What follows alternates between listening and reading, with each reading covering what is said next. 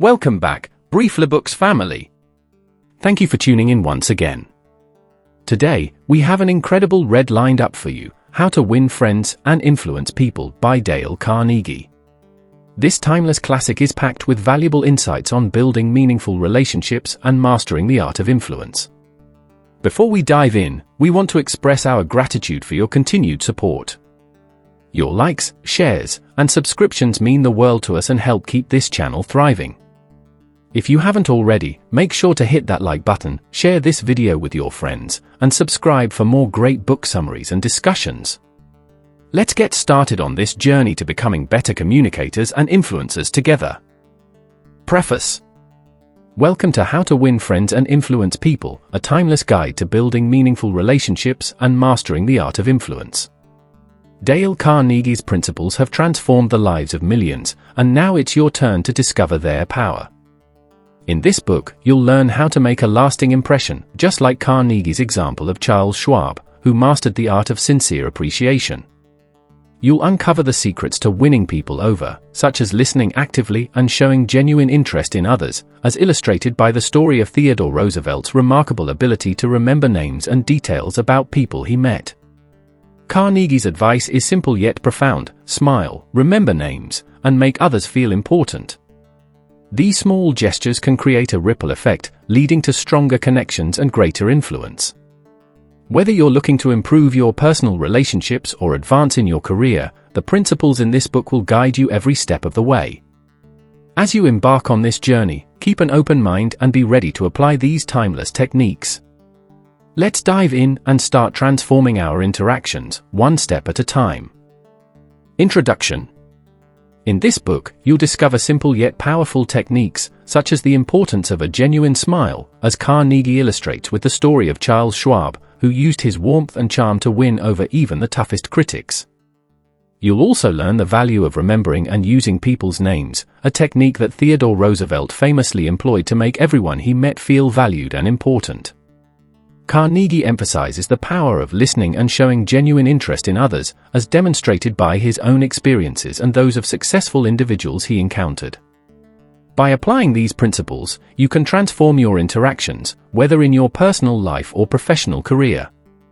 As you read through these pages, keep an open mind and be ready to practice these timeless techniques. Let's embark on this journey together and unlock the secrets to winning friends and influencing people. Part 1: Fundamental Techniques in Handling People. Chapter 1: If you want to gather honey, don't kick over the beehive. Criticism is futile because it puts a person on the defensive and usually makes them strive to justify themselves. Instead of criticizing, try to understand and forgive.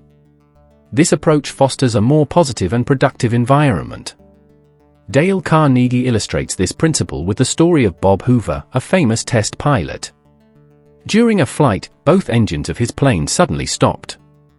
Hoover managed to land the plane safely, but it was discovered that the mechanic had mistakenly filled the plane with the wrong fuel.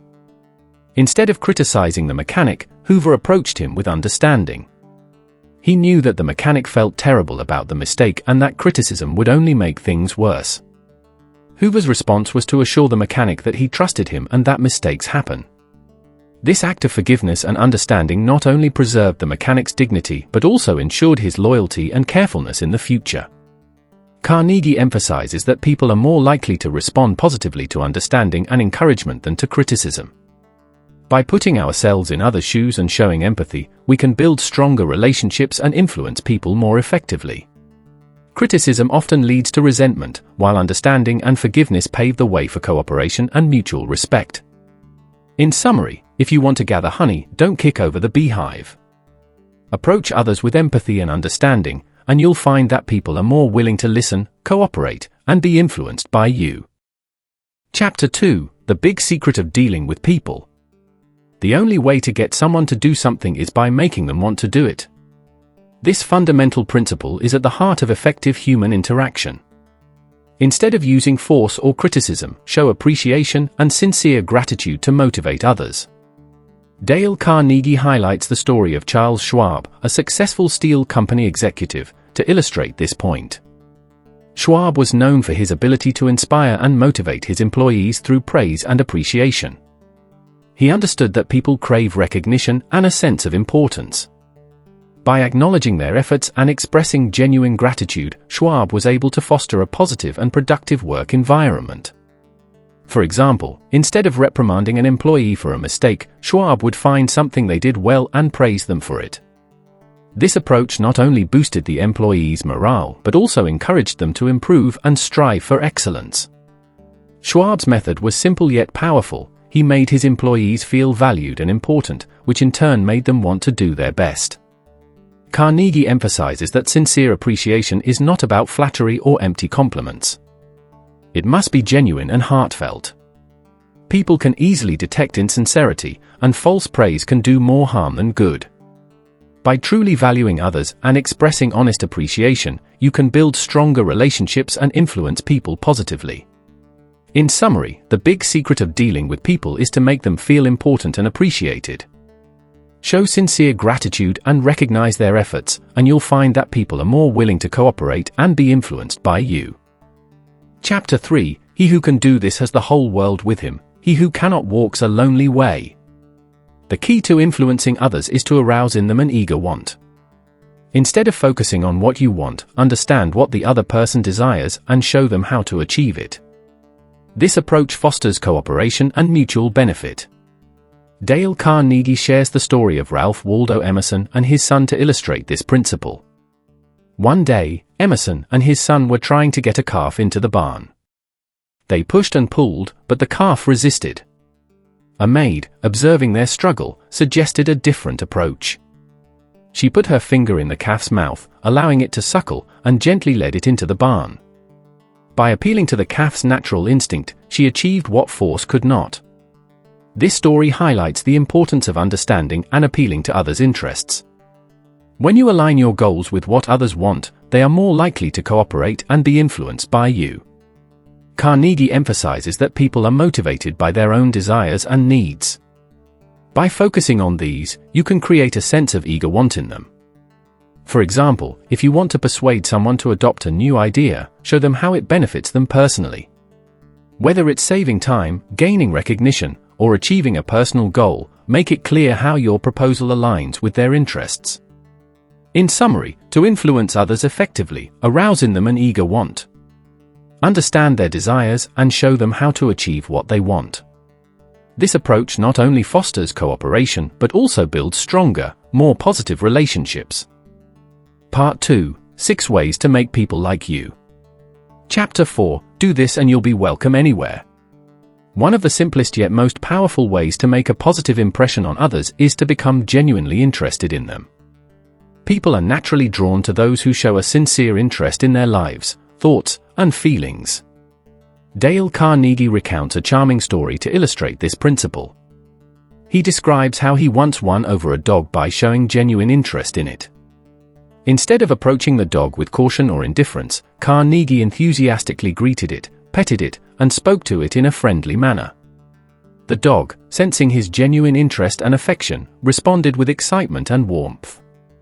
This simple interaction highlights how showing genuine interest can create an immediate and positive connection. Carnegie emphasizes that this principle applies to human interactions as well. When you show a sincere interest in others, they feel valued and appreciated. This can be as simple as asking about their day, listening attentively to their stories, or remembering details about their lives.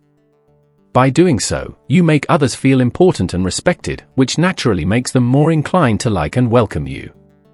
For example, if you meet someone new, take the time to learn about their interests, hobbies, and experiences. Ask open-ended questions and listen actively to their responses. Show that you care about what they have to say. This genuine interest will not only make a positive impression but also lay the foundation for a meaningful relationship. In summary, to be welcome anywhere, become genuinely interested in other people. Show sincere curiosity and appreciation for their lives, and you'll find that people are more likely to respond positively to you. Chapter 5: A simple way to make a good first impression. One of the easiest and most effective ways to make a good first impression is to smile. A genuine smile conveys warmth, friendliness, and a positive attitude. It says, "I like you. You make me happy." I am glad to see you. Dale Carnegie shares the story of a department store clerk who transformed his interactions with customers simply by smiling. Initially, the clerk was reserved and rarely smiled, which made his interactions with customers cold and impersonal. However, after deciding to greet each customer with a warm smile, he noticed a remarkable change. Customers responded positively, becoming more friendly and engaging. The simple act of smiling made them feel welcomed and appreciated, leading to better interactions and increased sales. Carnegie emphasizes that a smile is a powerful tool in human interactions. It breaks down barriers, creates a sense of connection, and makes people feel valued.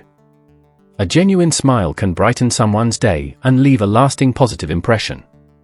It's a universal gesture that transcends language and cultural differences, making it an essential skill for building relationships. For example, when meeting someone new, greet them with a smile. This small gesture can set the tone for a positive interaction and make the other person feel at ease.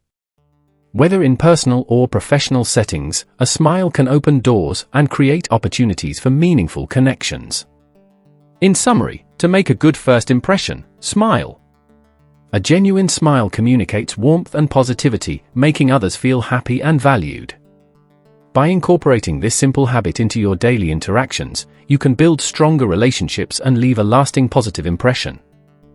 Chapter 6: If you don't do this, you are headed for trouble. One of the most important principles in human relations is to remember that a person's name is, to that person, the sweetest sound in any language. Using someone's name in conversation shows respect and recognition, making them feel valued and important. Dale Carnegie shares the story of Jim Farley, a politician who mastered this principle to win elections. Farley had an extraordinary ability to remember thousands of names and personal details about people he met. This skill made him immensely popular and helped him build strong connections with voters. By addressing people by their names and recalling specific details about their lives, Farley made each person feel special and appreciated. Carnegie emphasizes that remembering and using names is a simple yet powerful way to make a positive impression. It shows that you care about the individual and recognize their uniqueness. This small gesture can significantly enhance your interactions, whether in personal or professional settings. For example, when meeting someone new, make an effort to remember their name and use it during your conversation. This practice not only helps you build rapport but also leaves a lasting positive impression. In summary, to avoid trouble in your interactions, remember and use people's names. This simple act of recognition can make others feel valued and respected, paving the way for stronger relationships. Chapter 7: An easy way to become a good conversationalist. One of the simplest ways to become a good conversationalist is to be a good listener. Encourage others to talk about themselves and show genuine interest in what they have to say. Dale Carnegie shares his experience at a dinner party where he met a botanist. Instead of talking about himself, Carnegie asked the botanist questions about his work and listened intently. The botanist was delighted to share his knowledge and experiences, and the conversation flowed effortlessly. By the end of the evening, the botanist praised Carnegie as a great conversationalist, even though Carnegie had done little talking himself. Carnegie emphasizes that people love to talk about themselves and their interests. By listening attentively and encouraging them to share, you make them feel valued and appreciated. This not only makes for engaging conversations but also helps build strong connections. For example, when you meet someone new, ask open-ended questions about their hobbies, work, or experiences. Listen actively, nod, and respond with genuine interest. This approach will make the other person feel important and respected, and they will likely enjoy the conversation more. In summary, to become a good conversationalist, be a good listener. Encourage others to talk about themselves, and show genuine interest in their stories. This simple technique can transform your interactions and help you build meaningful relationships. Chapter 8: How to interest people. One of the most effective ways to engage others is to talk in terms of their interests. People are naturally drawn to conversations that revolve around their passions and concerns. By focusing on what matters to them, you can capture their attention and build stronger connections. Dale Carnegie highlights the example of Theodore Roosevelt, who was known for his exceptional ability to connect with people. Roosevelt had a habit of preparing for meetings by studying the interests of his guests. Whether it was a diplomat, a scientist, or a farmer, he would learn about their hobbies, work, and passions. When they met, Roosevelt would steer the conversation towards these topics, making his guests feel valued and understood. This approach not only made his interactions more engaging but also helped him build lasting relationships. Carnegie emphasizes that talking in terms of the other person's interests shows that you care about them and respect their individuality. It creates a sense of mutual understanding and appreciation. For example, if you know someone is passionate about gardening, ask them about their favorite plants or gardening techniques. If they love sports, discuss recent games or their favorite teams. By aligning the conversation with their interests, you make it more enjoyable and meaningful for them. This principle applies in both personal and professional settings. Whether you're meeting a new colleague, networking at an event, or catching up with a friend, focusing on their interests can make the interaction more positive and memorable. In summary, to interest people, talk in terms of their interests. By showing genuine curiosity and respect for what matters to them, you can create engaging conversations and build stronger, more meaningful relationships. Chapter 9: How to Make People Like You Instantly. One of the most effective ways to make people like you instantly is to make them feel important, and do it sincerely. Genuine appreciation and recognition can create a powerful connection and leave a lasting positive impression. Dale Carnegie shares a story from his own experience to illustrate this principle. During a stay at a hotel, Carnegie interacted with a clerk who seemed overworked and underappreciated. Instead of treating the clerk as just another service provider, Carnegie took a moment to genuinely appreciate his efforts. He complimented the clerk on his efficiency and expressed gratitude for his hard work. The clerk's demeanor changed instantly. He became more cheerful and attentive. Carnegie's sincere appreciation made the clerk feel valued and important, transforming their interaction into a positive experience for both. Carnegie emphasizes that making others feel important should come from a place of sincerity. People can easily detect insincerity, and false flattery can do more harm than good. Instead, focus on recognizing the unique qualities and contributions of others. This can be as simple as acknowledging someone's hard work, complimenting their skills, or expressing gratitude for their help. For example, when interacting with colleagues, take the time to recognize their contributions and achievements. In personal relationships, show appreciation for the small things your friends and family do. By making others feel important, you not only boost their self-esteem but also create a positive and supportive environment. In summary, to make people like you instantly, make them feel important, and do it sincerely. Genuine appreciation and recognition can build strong connections and leave a lasting positive impression. By incorporating this principle into your daily interactions, you can foster more meaningful and positive relationships. Part 3: How to Win People to Your Way of Thinking. Chapter 10: You Can't Win an Argument. The best way to win an argument is to avoid it. Arguments often lead to resentment and rarely result in a true victory. Instead of engaging in a heated debate, seek to understand the other person's perspective and find common ground. Dale Carnegie shares a story from a dinner party to illustrate this principle. During the party, Carnegie found himself in a discussion with a man who strongly disagreed with his viewpoint. Rather than escalating the argument, Carnegie chose to agree with his opponent. He acknowledged the man's perspective and expressed understanding. This approach diffused the tension and turned a potential conflict into a pleasant conversation. Carnegie emphasizes that avoiding arguments doesn't mean compromising your beliefs. Instead, it involves showing respect for the other person's opinion and finding areas of agreement. By doing so, you can maintain harmony and build stronger relationships. For example, if you find yourself in a disagreement, try to listen actively and acknowledge the other person's feelings. Look for points of agreement and steer the conversation towards a constructive dialogue. This approach not only prevents unnecessary conflict but also fosters mutual respect and understanding. In summary, to win an argument, avoid it. Seek to understand and agree with the other person's perspective, and you'll create a more positive and respectful interaction. Chapter 11, A Sure Way of Making Enemies, and How to Avoid It. One of the quickest ways to make enemies is to show disrespect for others' opinions by saying, "You're wrong." Instead, show respect for their viewpoints, even if you disagree. This approach fosters understanding and prevents unnecessary conflict. Dale Carnegie highlights the wisdom of Benjamin Franklin, who learned to avoid direct contradiction. Franklin realized that arguing and telling people they were wrong only created resentment. Instead, he adopted a more diplomatic approach. He would say, "I could be wrong, or I understand your point." However, this method allowed him to express his views without offending others. Carnegie emphasizes that showing respect for others' opinions doesn't mean you have to agree with them. It means acknowledging their right to have a different perspective. By doing so, you create a more open and respectful dialogue. For example, if someone expresses an opinion you disagree with, try saying, "That's an interesting point. I see it differently because this shows that you respect their viewpoint while sharing your own." In summary, to avoid making enemies, show respect for others' opinions and avoid saying, "You're wrong."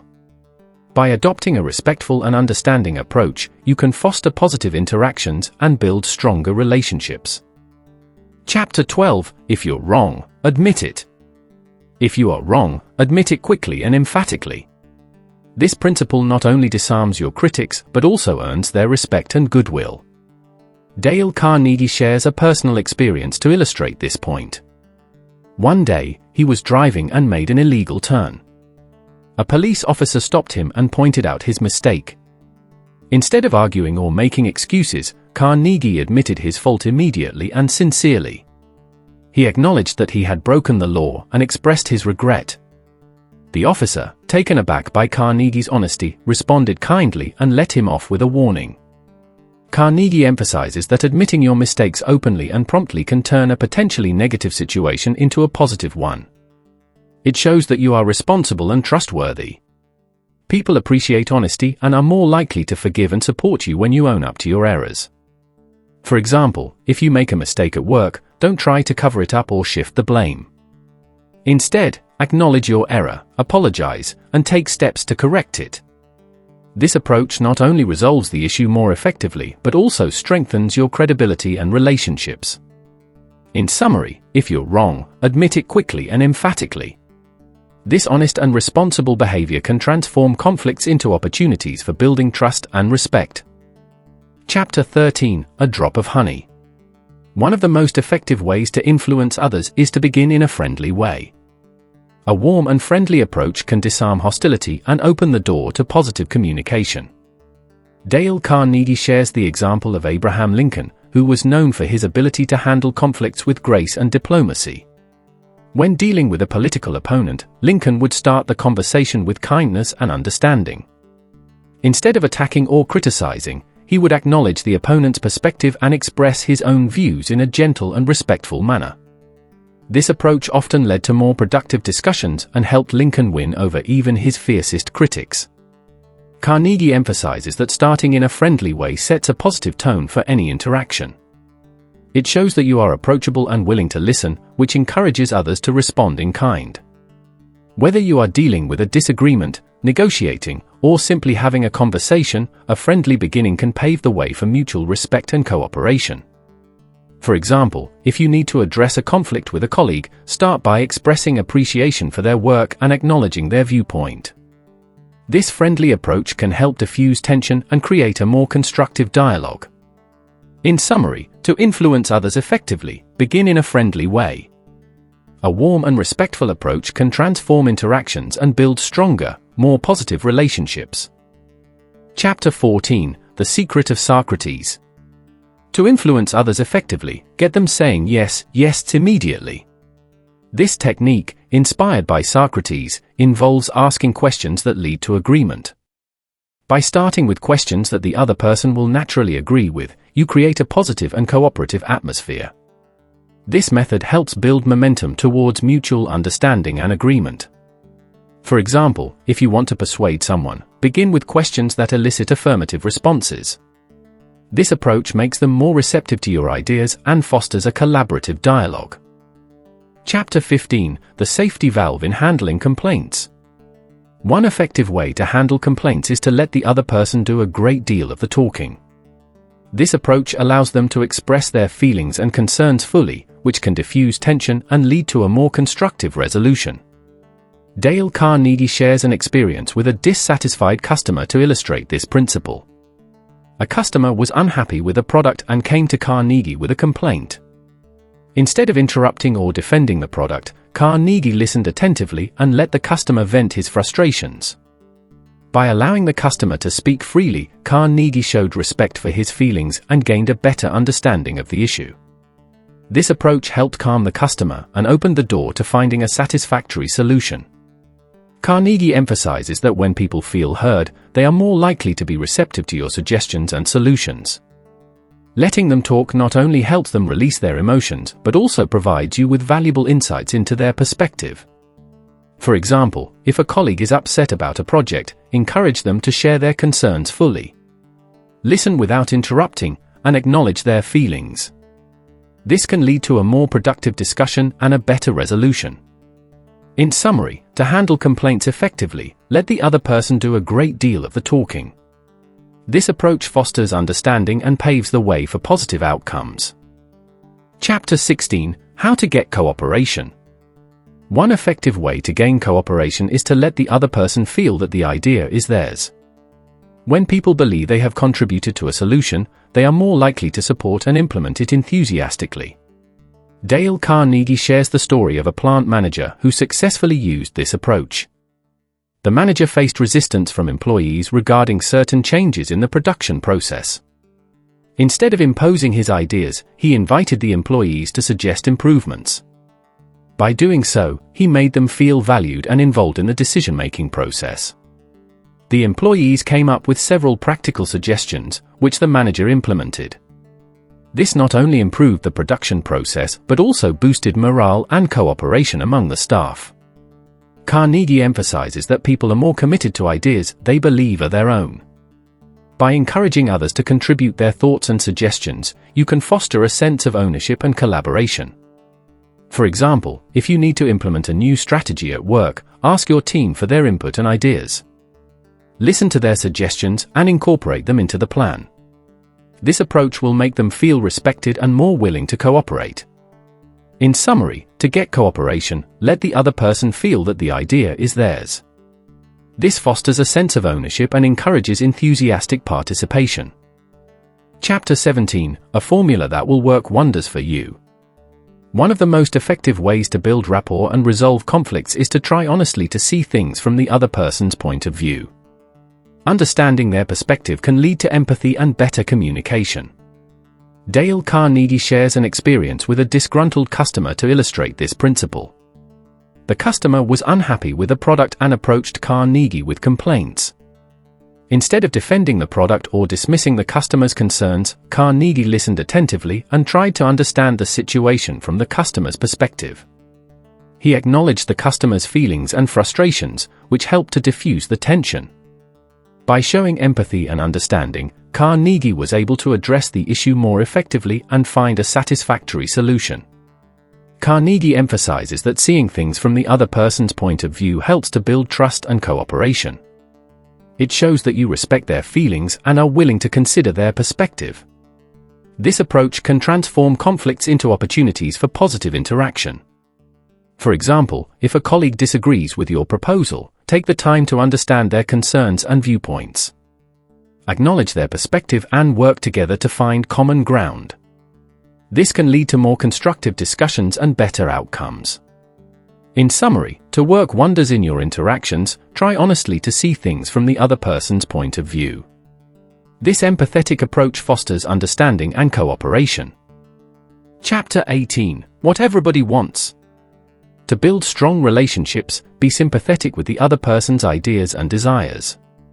Showing empathy and understanding can create a positive and supportive environment. Dale Carnegie shares a story about a father and his son to illustrate this principle. The son wanted to stay out late, which concerned the father. Instead of outright denying his request, the father chose to sympathize with his son's desire for independence and fun. He expressed understanding of his son's feelings and discussed the situation calmly. By showing empathy, the father was able to reach a compromise that satisfied both of them. This approach not only resolved the immediate issue but also strengthened their relationship. Carnegie emphasizes that being sympathetic to others' ideas and desires helps to build trust and cooperation. It shows that you respect their feelings and are willing to consider their perspective. This can lead to more harmonious interactions and better outcomes. For example, if a colleague proposes a new idea, even if you have reservations, start by acknowledging their enthusiasm and the potential benefits. This sympathetic approach can open the door to constructive dialogue and collaboration. In summary, to build strong relationships, be sympathetic with the other person's ideas and desires. This empathetic approach fosters understanding and cooperation. Chapter 19: An appeal that everybody likes. One effective way to influence others is to appeal to their nobler motives. People like to think of themselves as fair, honest, and kind, and appealing to these higher values can inspire positive actions. Dale Carnegie shares a story about a boy who wanted to stay out late but knew his father would likely say no. Instead of arguing, the boy appealed to his father's sense of fairness. He explained that he had completed all his chores and homework and had been responsible all week. By highlighting his good behavior and appealing to his father's sense of justice, the boy was able to persuade his father to let him stay out later.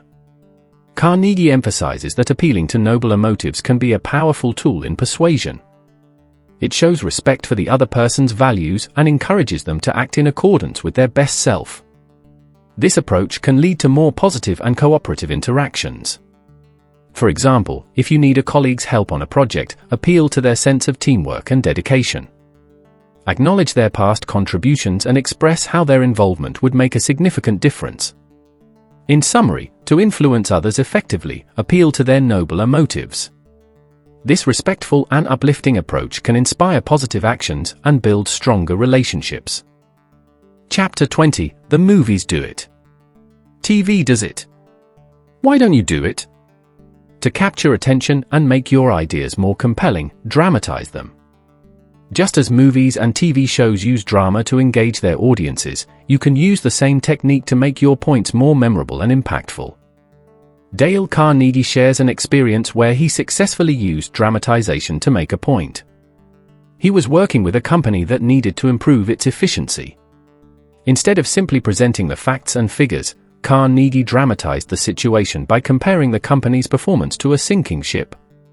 He vividly described the urgency and the potential consequences if no action was taken. This dramatic presentation captured the attention of the executives and motivated them to take immediate steps to improve efficiency.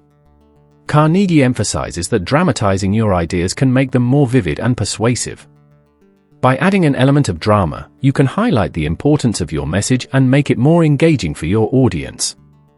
For example, if you are presenting a new project proposal, use visuals, stories, or analogies to dramatize the benefits and potential impact. This approach can make your presentation more dynamic and convincing. In summary, to make your ideas more compelling, dramatize them. Use vivid descriptions and engaging techniques to capture attention and emphasize the importance of your message. Chapter 21: When nothing else works, try this. When other methods fail, one effective way to motivate people is to throw down a challenge. Challenges can inspire individuals to push their limits and achieve more than they thought possible. Dale Carnegie shares the story of Charles Schwab, a steel company executive, who used competition to motivate his employees. Schwab visited one of his underperforming mills and asked the workers how many heats they had produced that day. When they told him 6, Schwab took a piece of chalk and wrote a large number 6 on the floor. The next shift saw the number and, feeling challenged, produced 7 heats. Schwab continued this tactic, and the competition between shifts led to a significant increase in productivity. Carnegie emphasizes that people are naturally competitive and enjoy rising to a challenge. By presenting a challenge, you can tap into this competitive spirit and motivate others to excel. This approach not only boosts performance but also fosters a sense of accomplishment and pride. For example, if you want to improve team performance, set a challenging but achievable goal and encourage friendly competition. Recognize and reward those who meet or exceed the challenge. In summary, when nothing else works, try throwing down a challenge. This approach can motivate people to achieve their best and foster a spirit of healthy competition. Part 4. Be a leader: how to change people without giving offense or arousing resentment. Chapter 22. If you must find fault, this is the way to begin. When you need to provide criticism, start with praise and honest appreciation. This approach softens the impact of the criticism and makes the recipient more receptive to your feedback. Dale Carnegie shares the story of a manager who effectively used this technique during feedback sessions. Instead of starting with the employee's mistakes, the manager began by highlighting their strengths and contributions. He would genuinely praise their hard work and achievements before addressing areas for improvement. This method made the employees feel valued and respected, which in turn made them more open to constructive criticism. Carnegie emphasizes that beginning with praise creates a positive atmosphere and shows that you recognize the person's efforts. It helps to build trust and reduces defensiveness, making the conversation more productive. Honest appreciation also reinforces positive behavior and motivates the individual to continue performing well. For example, if you need to address a colleague's mistake, start by acknowledging their recent successes and contributions. Then, gently introduce the area that needs improvement. This balanced approach ensures that the person feels appreciated and is more likely to respond positively to your feedback. In summary, if you must find fault, begin with praise and honest appreciation. This approach fosters a positive and respectful environment, making constructive feedback more effective. Chapter 23. How to criticize and not be hated for it. When you need to criticize, call attention to people's mistakes indirectly. This approach helps to maintain their dignity and makes them more receptive to your feedback. Dale Carnegie shares the story of a manager who effectively used indirect criticism to improve performance. Instead of pointing out an employee's mistake directly, the manager would discuss a similar situation in a general context or share a story where someone else made the same error. This method allowed the employee to recognize their mistake without feeling attacked or embarrassed. By addressing the issue indirectly, the manager was able to correct the behavior while preserving the employee's self-esteem. Carnegie emphasizes that indirect criticism is less likely to provoke defensiveness and resentment. It shows respect for the individual's feelings and encourages them to learn from their mistakes without feeling humiliated. This approach fosters a more positive and supportive environment. For example, if a team member consistently misses deadlines, you might share a story about how meeting deadlines is crucial for project success and how others have improved their time management skills. This indirect approach can help the team member realize their mistake and motivate them to improve. In summary, to criticize without being hated, call attention to people's mistakes indirectly. This respectful and subtle approach helps maintain their dignity and encourages positive change. Chapter 24. Talk about your own mistakes first. When you need to criticize someone, start by talking about your own mistakes. This approach helps to soften the criticism and makes the other person more receptive to your feedback. Dale Carnegie shares an experience where he used this technique effectively. He needed to address an employee's repeated errors. Instead of directly pointing out the mistakes, Carnegie began by admitting his own similar past mistakes. He shared how he had learned from those errors and improved over time. This admission made the employee feel less defensive and more open to the feedback. By showing humility and understanding, Carnegie was able to guide the employee towards better performance without causing resentment. Carnegie emphasizes that admitting your own mistakes first creates a sense of equality and empathy. It shows that everyone makes mistakes and that learning from them is a shared experience. This approach not only makes the criticism easier to accept, but also strengthens the relationship. For example, if you need to address a team member's mistake, start by sharing a time when you made a similar error and how you corrected it. This will make your feedback more relatable and constructive. In summary, to effectively criticize, talk about your own mistakes first. This humble and empathetic approach fosters understanding and encourages positive change. Chapter 25. No one likes to take orders. People generally dislike being given direct orders. A more effective approach is to ask questions that guide them towards the desired action. This method fosters a sense of collaboration and respect. Dale Carnegie shares the story of a plant manager who successfully used this technique. Instead of issuing commands, the manager would ask his employees questions that led them to the right conclusions. For example, if a machine needed maintenance, he might ask, "Do you think this machine could run more efficiently with a bit of adjustment?" This approach encouraged employees to think critically and take ownership of their tasks. By involving them in the decision-making process, the manager boosted their morale and cooperation. Carnegie emphasizes that asking questions instead of giving orders makes people feel valued and respected. It shows that you trust their judgment and are interested in their input. This method not only improves compliance but also strengthens relationships. For example, if you need a team member to complete a task, try asking, "How do you think we can best approach this project?" This invites their ideas and makes them more invested in the outcome. In summary, to avoid giving direct orders, ask questions that guide others towards the desired action. This respectful and collaborative approach fosters better cooperation and stronger relationships. Chapter 26: Let the other person save face. One of the most important principles in handling people is to let the other person save face. Preserving someone's dignity during a reprimand or correction fosters respect and cooperation. Dale Carnegie shares a story about a manager who skillfully applied this principle. The manager needed to address an employee's mistake, but instead of reprimanding him harshly, he approached the situation with tact.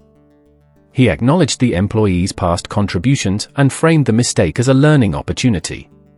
By doing so, the manager allowed the employee to maintain his dignity and feel respected. This approach not only corrected the behavior but also strengthened the employee's loyalty and morale. Carnegie emphasizes that letting others save face is crucial in maintaining positive relationships. When people feel humiliated or embarrassed, they are likely to become defensive and resentful. However, when their dignity is preserved, they are more open to feedback and willing to improve. For example, if a colleague makes an error, address it privately and start by acknowledging their efforts. Suggest ways to avoid the mistake in the future without making them feel ashamed. This respectful approach encourages a positive response and fosters a supportive environment. In summary, to handle people effectively, let the other person save face.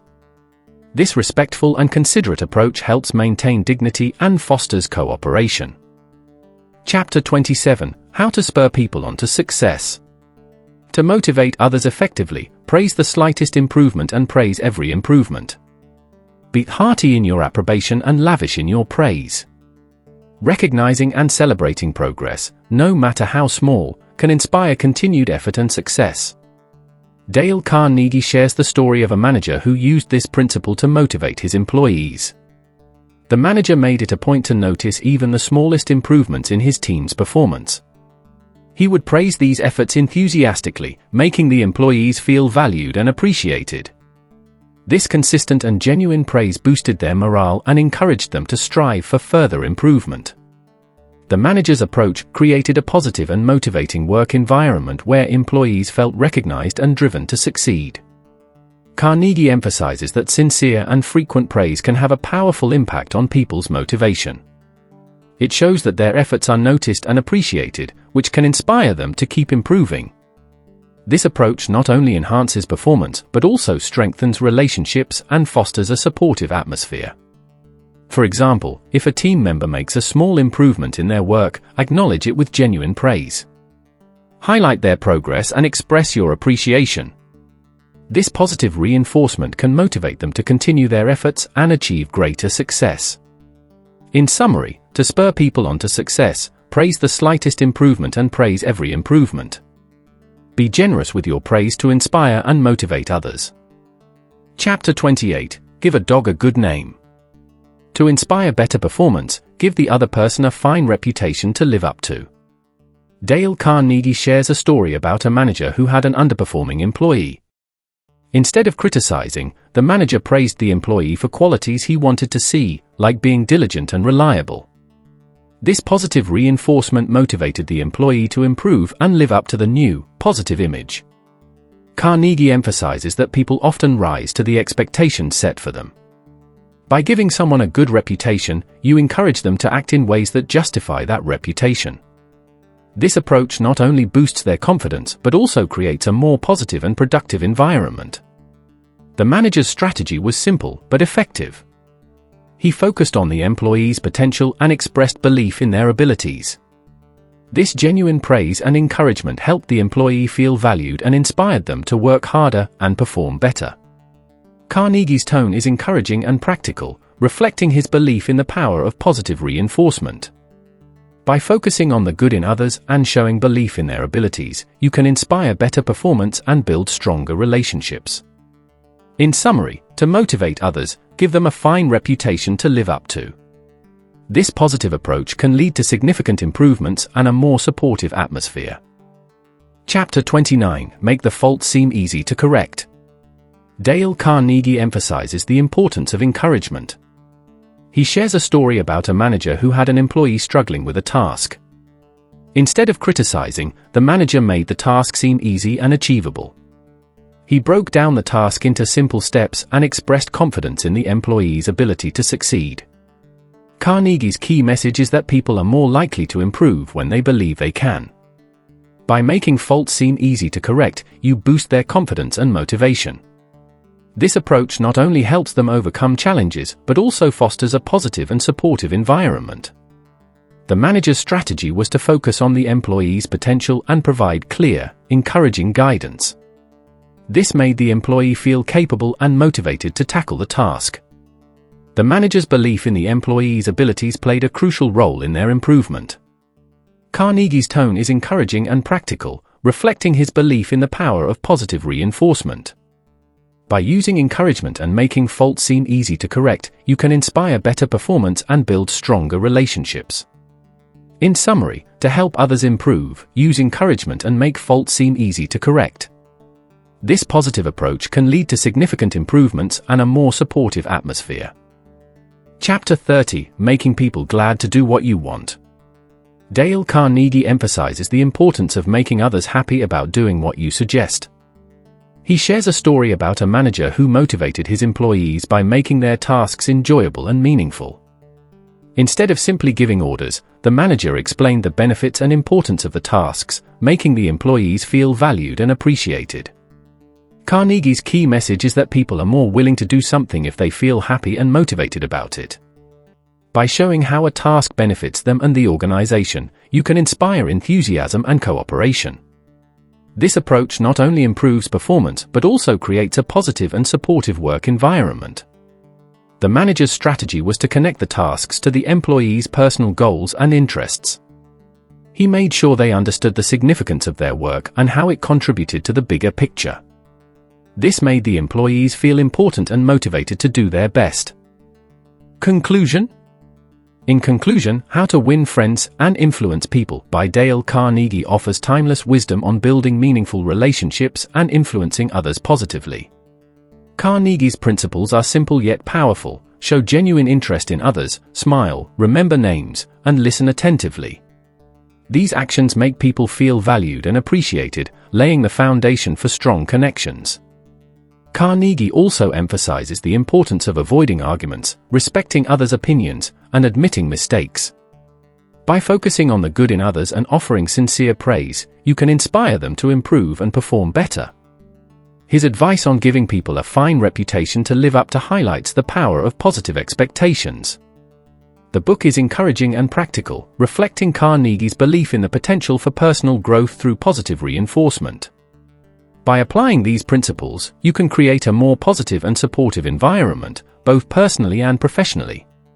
In summary, How to Win Friends and Influence People teaches us that by showing genuine interest, offering praise, and setting positive expectations, we can build better relationships and influence others in a meaningful way. These timeless principles can lead to more successful and fulfilling interactions, making life richer and more rewarding. Thank you so much for tuning in to BrieflyBooks. We hope you enjoyed today's summary and found it helpful. Your support means the world to us. Don't forget to like, share, and subscribe to our channel for more insightful book summaries. Stay curious and keep reading. See you next time.